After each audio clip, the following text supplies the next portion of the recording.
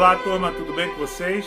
Bom, vamos continuar a nossa viagem no mundo da ciência política, mas antes de mais nada, gostaria de pedir o like de vocês e pedir para que se inscrevam no nosso canal para ajudar a divulgar cada vez mais esse espaço bacana de interação. Bom, hoje eu gostaria de falar um pouco mais sobre a ciência política, que é um campo das ciências sociais que se debruça sobre o poder. Então, a gente tem um pensador das ciências sociais, um pensador alemão chamado Max Weber, que vai dizer para a gente que o poder é a capacidade que o indivíduo ou grupos sociais possui de estabelecer a sua vontade sobre outras pessoas, certo? Partindo dessa lógica, o que acontece com os demais? Eles devem obedecer, devem não obedecer, devem se rebelar, devem negociar, devem desistir, ficar apático, indiferente à política, ou devem trabalhar para mudar a situação, conquistando o espaço de poder de uma determinada pessoa. O que a gente deve fazer diante disso? Os que têm poder estão falando em nome próprio ou estão falando em nome de alguém? Então percebam que são várias questões que nos remetem à ideia de política, tá certo? Quando eu pergunto a vocês se os que possuem poder falam em seu próprio nome ou em nome de alguém, eu me refiro, por exemplo, à nossa representatividade no Congresso Nacional. Aqui no Brasil, por exemplo, a gente elege as pessoas para nos representarem na Câmara e no Senado, e eles representam o nosso povo e representam o nosso Estado. Na Câmara, a representatividade proporcional do nosso povo e no Senado, a representatividade por Estado. Bom, e nós vamos continuar aqui falando mais um pouco. Os que possuem poder. Os que possuem poder. Por que eles possuem poder? Porque eles possuem força para estabelecer o poder sobre a gente, ou porque eles possuem uma capacidade de convencer as pessoas de que eles estão no lugar certo. Eis o fenômeno da política. Então, são essas características que nós vamos cada vez mais nos debruçar e estudar nas nossas próximas aulas. Mas antes eu gostaria de fazer uma ressalva. No material que vocês receberam sobre saber as manhas e a astúcia da política, nós temos uma figura gigantesca na primeira página. Na verdade, ela simboliza a obra de Thomas Hobbes chamada O Leviatã.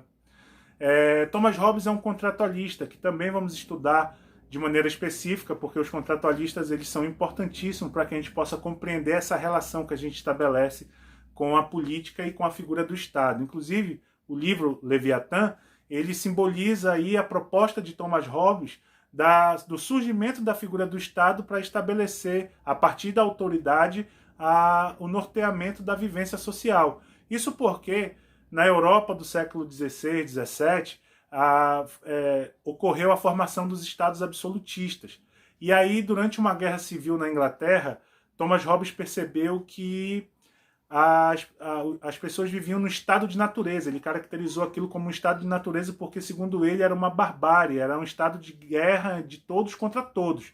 E que a única forma que tinha para sobrepor aquele estado era as pessoas abrirem mão da sua liberdade natural a um poder absoluto, centralizador e que fizesse uso da autoridade. Ali surgiria a figura do Estado. Por isso essa gravura aí, essa gravura imponente, representa a figura do Estado. Percebam que a roupa dela, ela é também composta pela figura dos súditos. Uma analogia para os tempos de agora seria a nossa relação com o Estado. A gente se submete à autoridade do Estado para que o Estado cuide de organizar a nossa vida em sociedade. Bom, temos inúmeras ressalvas com relação ao papel do Estado e à qualidade das suas execuções.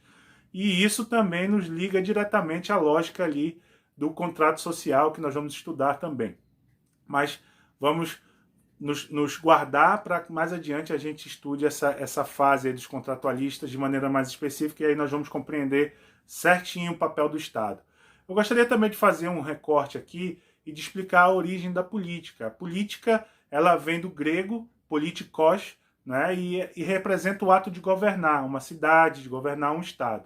Então, assim, ela teve origem na polis, que eram cidades-estados gregas, e era um ambiente fechado, onde apenas cidadãos participavam para discutir os rumos da vida e o que tinha que acontecer ali para que eles pudessem viver de maneira cada vez melhor, ter qualidade de vida, essas coisas todas. Por que era um grupo fechado? Eu digo que era composto por cidadãos, mas ali naquele período nem todo mundo era tido como cidadão. Também é uma pauta que nós vamos estudar mais adiante e é mais para ilustrar que o fenômeno da política, na verdade, ele não diz respeito apenas à figura do Estado, diz respeito também à figura do cidadão.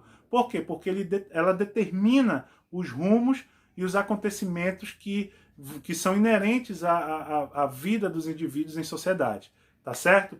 Então, assim, essa é uma característica interessante que a gente percebe também que naquele período da polis, a política ela tinha o objetivo de expressar o ponto de vista, de defender os interesses e organizar a vida dessas pessoas, desses cidadãos, que lembre-se que nem todo mundo era cidadão. Então essa é uma característica muito preservada ainda nos dias de hoje. A política ela tem esse objetivo, ela é um instrumento de transformação das realidades coletivas e assim ela deve ser tratada.